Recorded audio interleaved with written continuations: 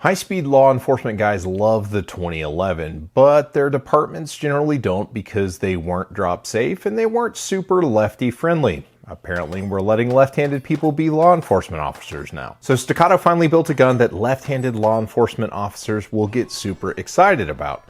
Now, there is no doubt in my mind you've got questions about this, and hopefully I'm going to have the answers. We'll compare it to the Heritage P, a regular P4.4, the Glock 17, the Staccato C2. Do these things actually make you shoot better qualification scores? All of that and more will get answered in this video. And guys, I am going to work for it. But if you find yourself getting value from this, I do ask that you go ahead and subscribe to the channel. So the HD P4 is a new service-grade premium single-action only pistol featuring a grip that mirrors the length and width of a Glock 17. But the HD P4 actually points like a 1911, which most people tend to prefer. The pistol isn't just a scaled-down 2011, it's actually built around a 9mm magazine with 9mm architecture, which means it's got a slightly lower bore axis.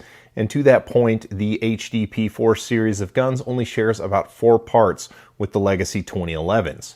And holsters isn't one of those parts. I'm sorry. But what this pistol does that a legacy 2011 doesn't is it comes with an ambi slide stop, a reversible mag catch for left-handed people, deletion of the grip safety, and it takes the almighty Glock magazine, or in this case, it ships with 2 Mech-Gar 18-round magazines, which are superior to the OEM Glock mags. While the grip size is shrunk down, it's just a couple millimeters shorter front to back and shorter side to side.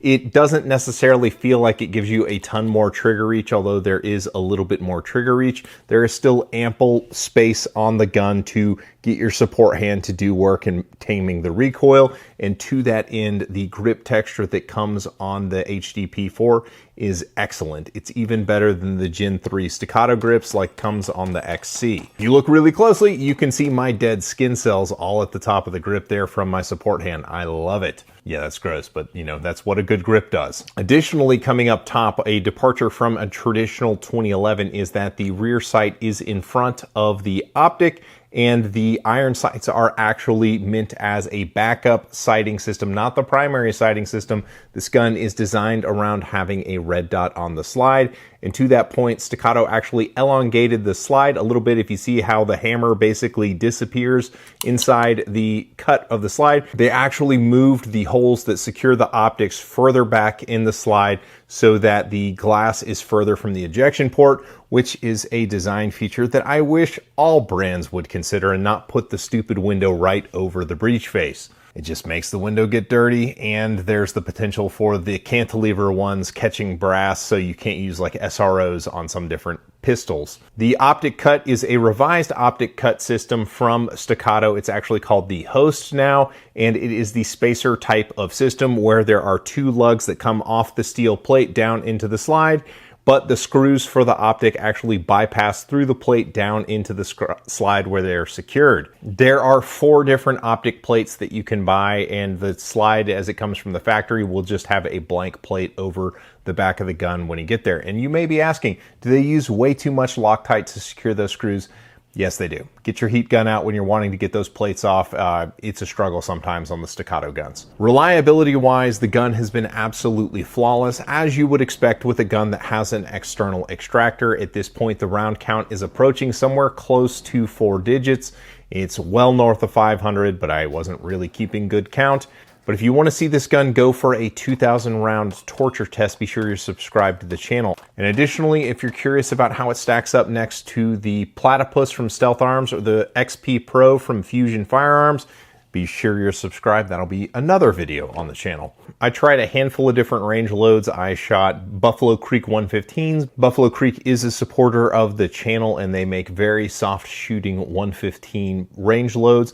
I wonder what this does. As well as Remington Range Blazer Brass and Winchester Value Pack. That's right, good old white box. And it had no problems with hollow points either. Everything was great. As far as accuracy is concerned, you guys don't like it when I shoot offhand, so I actually got some shooting sticks out and braced the gun on that, and I was able to shoot sub 2-inch groups at 25 yards. Now, I am not the best group shooter. I don't really have the patience for it, but sub 2 inches is pretty good for me. and I suspect that people with more patience can probably do even better. The HD P4 actually is a couple ounces lighter than its big brother, the regular P4.4, the Legacy 2011P. And to that end, it does nicely with weapon mounted lights. Here's what it looks like with an X300. Here's what it looks like with the TLR1. Here's what it looks like with the TLR7 HLX. I would probably opt for the TLR7 HLX on this gun just because it does better with the little 4-inch barrel. I did try and use the backup irons exclusively while I was waiting on the plate, and they do function about as good as what you would want backup irons for. That said, my front sight is not perfectly centered in the dovetail. It's kind of close enough, but it resulted in a little bit to the left. Yes, I know exactly what you're going to say, but with the gun actually zeroed with the dot, the front sight ends up being to the right in the notch there. So it is the front sight that is the issue. Now, to Staccato's credit, there is the TXC antenna core holsters on their website that you can buy for this gun, but I bought one the day after the gun launched and it still has not shipped yet, and we are nearly 2 weeks into that process. And probably more important than that, Safariland doesn't have their retention duty style holsters for these guns listed on their website yet, so it seems like the homework wasn't quite finished when the guns launched. So shooting the gun side by side with the other 2011s, let's start with how it shoots compared to a Glock. Shooting a Glock is much more violent than shooting this gun. This gun weighs about 7 or 8 ounces more than the Glock, which probably contributes to that, but with a hammer-fired gun, you get the main spring as well as the recoil spring, and this recoil spring has a shock buff over the spring coils, which is not generally how they're installed, but it does do a lot as far as kind of minimizing the impact of the slide going all the way open. Shooting it side by side against the Heritage P4, the Heritage P4 doesn't have that shock buff, and as a result, I found I actually like the way the P4 recoiled just a little bit better as a result. Next to the regular P, I preferred the way the regular P shot to the P4. It didn't have the squish of the shock buff, but it didn't need it. It just felt a little bit nicer to shoot. And shooting it side by side with the C2, the C2 wants to jump a lot more. It's more violent to shoot, more similar to kind of the Glock. I'm not a huge fan of aluminum frame guns. And you may have noticed that I have not mentioned the trigger pull yet, and that's because you really can't tell that it has a firing pin block. While it is a Series 80 style trigger, they did a good job slicking it up and making it nice to where on the break, you don't really observe it happening. After spending a long day on the range side by side with other guns without a firing pin block, I can say that I marginally prefer no firing pin block, but the trigger is actually fine. You don't really notice it on the break, but you do kind of feel it as the trigger breaks, and then the reset, you can feel the firing pin block. It's not a big difference, honestly. It's really just fine. So is the marketing true? Can a Staccato increase your qualification scores? So to answer this question, it's not just me. I got my buddy Kyle out to shoot the guns side by side. We shot the Glock, the regular Staccato P, and then the Staccato P4 just to see what would happen. So I went first, and I am a master level shooter in both USPSA and IDPA. I shoot a lot of guns on the channel for reviews, and as a result, I didn't have basically wildly different scores. The times were within 3/10 of each other, and the points were basically similar. The P4 was shot first, so I was a little bit more aggressive on the trigger, and as a result, I paid for marginally degraded hits, so this actually got the lowest accuracy of the pack. But the Staccato P and the Glock 17 had basically the same score with a little bit of a speed edge to the regular P. 704. I've definitely had to fight it more to aim at the far, like it's a lighter weight gun. It definitely is not as easy to shoot at distance, but it's still got good hits. Now that said, I greatly prefer either of the Staccato guns to the Glock, specifically at that 15-yard line. I was working much harder with the Glock pistol to get hits with it than I was with either of the Staccatos. Now my buddy Kyle, who's mainly a rifle shooter, and his pistol that he carries is a VP9, he did way better with the Staccatos than he did with the Glocks. He does not like Glock pistols, and that reflected in his score. He had a lot of low and left like you are typically prone to seeing. Glock 17 Kyle at 10 yards. They're all down there. If you had to pick one of those four guns, which gun would you pick? Staccato, the not Glock magazine. Okay, so the regular Staccato P. Correct. And that kind of begs the question, is there really, you know, value in going up from what these guns trade at to what these guns are trading at? Both of them offer programs for officers to receive pistols for less than what the civilian price is, but this one is still going to cost like $1,200 more than this one, even with those programs. So the obvious answer is, well, just buy a bunch of ammo and do some range fees. It's nearly 5,000 rounds difference in current ammo prices to go up to this gun from the Glock pistol. And that's not really the full picture though. If you consider like at a police academy or something like that, they're trying to get cadets through with basically spending as little ammo as possible while still getting the best results as possible.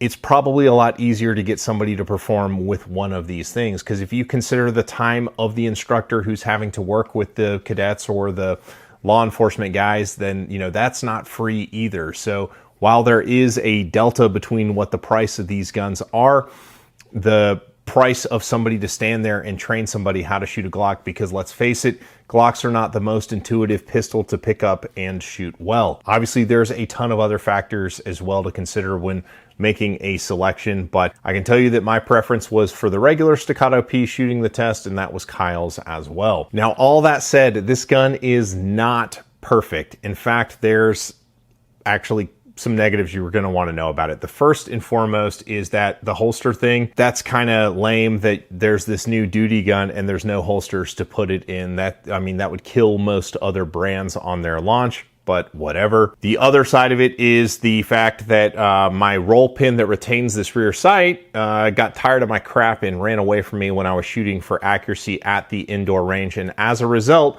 my rear sight will come off the gun. So I've already got a warranty call into Staccato to get the gun looked at. So that happened. I don't know how that happened. That rear sight came off. I guess that roll pin walked out. Yeah, no roll pin. Okay. So either the roll pin hole is out of spec or the roll pin that was put in there was under the specification, and as a result, I lost it. But what I can say about Staccato's customer service is they are platinum tier. It's the best customer service I have ever experienced.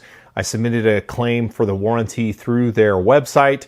I got a phone call within 2 hours of one of their customer service guys wanting to know what was going on with the pistol, and I had a next day error label in my email box to send the slide back to them so they could take a look at it. They have committed that they will turn around the slide as fast as possible.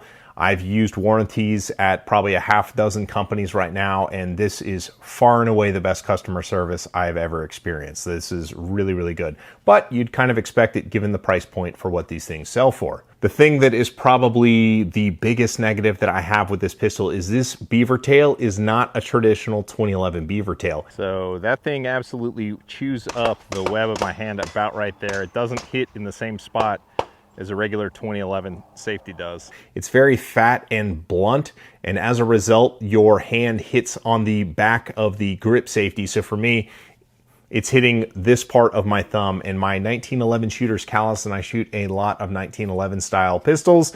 It does me no good with this pistol. So from a learning curve and an adoption rate, just getting the gun brand new and then going out and doing like 500 to 800,000 rounds in a day is likely going to create a blister on your thumb. You're probably going to have to ease into it and take it out a number of times to kind of build up that callus and get it squared away. Obviously, dry fire is going to help, but nothing's going to replace the recoil of the gun going off in your hand. The other thing, and I was a little surprised to see this, honestly, because Staccato normally doesn't do this, is there are actual visible chatter marks on the curves of the slide. They're very difficult to video, but in the studio lights right now, they're jumping off the page at me. Just I can see the tooling marks on the bevel of the slide where they go to tri-top it. And I have my Staccato XC right here, and the curve is absolutely beautiful. There is no machine chatter on it whatsoever. That was actually kind of surprising. It's not super obvious in regular lighting, but like I say, in the studio lights I have right here, it's very obvious to me. And finally, I guess it's a negative, but taking the gun apart is a lot more fiddly with all these extra parts that the guns now have. It's a little bit more involved than is the regular 2011. So simply field stripping the gun, you've got your notch just like you always have back here on the pistol. So to take it apart, you move the slide to the rear to get it to line up with the takedown lever, and you push on the opposite side of the slide stop to get it to kind of poke through the slide. Once you have it, pushed through sufficiently, you can see that the slide will stay open. Then you can just pry the slide stop out on the left side of the gun, and takedown is going to be similar. Once the gun's apart, there is a spring that puts pressure on this slide lock, and if it comes out of the frame like it did the first time I took the gun apart, then you're going to want to seat it so that the spring is going up down with the grip and not side to side, which is how it feels like it wants to go back in, but it's not. And similarly, if you invert the frame with the slide off, the offside of the slide stop will fall out of the frame. It is something you have to manage when you're putting the gun back together. Reassembly is just like a regular 2011 style pistol. You just have to make sure that you don't lose that offside slide stop. So would this gun replace my beloved Staccato P? If I'm answering this question as a law enforcement officer, yes, absolutely. You get a magazine that's kind of more universal. You get a gun that is full ambi, which, you know, shooting with the gun in your offhand is a thing. So having all the controls on the left-hand side of the pistol is nice, even as a right-handed shooter. Similarly, the fact that the gun is drop safe, it's a really great weight to support a weapon-mounted light, because with a weapon-mounted light, it's probably pushing about 37 ounces unloaded, which is a very shootable weight, but is not super heavy to carry. It's just really in a good sweet spot for shootability as well as being light enough to carry. But I'm not a law enforcement officer. Would it replace my Staccato P? No, I prefer the Staccato P. I like how the safety hits in my hand. I like how the Staccato P shoots a little bit nicer. The magazine thing isn't as big a deal as it used to be now that Checkmate is selling magazines that are excellent for not a lot of money. I've got size XL hands, so the bigger grip of a Legacy 2011 doesn't bother me. So I think this probably is very well positioned for the law enforcement people this gun is intended to sell to. Since the gun is roughly the size of a Glock 17, is it going to replace a C2? I mean, my answer to that is yes, because I don't like the way C2s shoot. I don't like aluminum frame guns. It's going to be a little bit taller in the grip than a C2, but the slide is basically the same length. It's very comparable. It's just going to be heavier. So I'd probably replace the C2 with one of these. But if you want to hear about my absolutely favorite Staccato, you can check out my video on the Staccato XC here.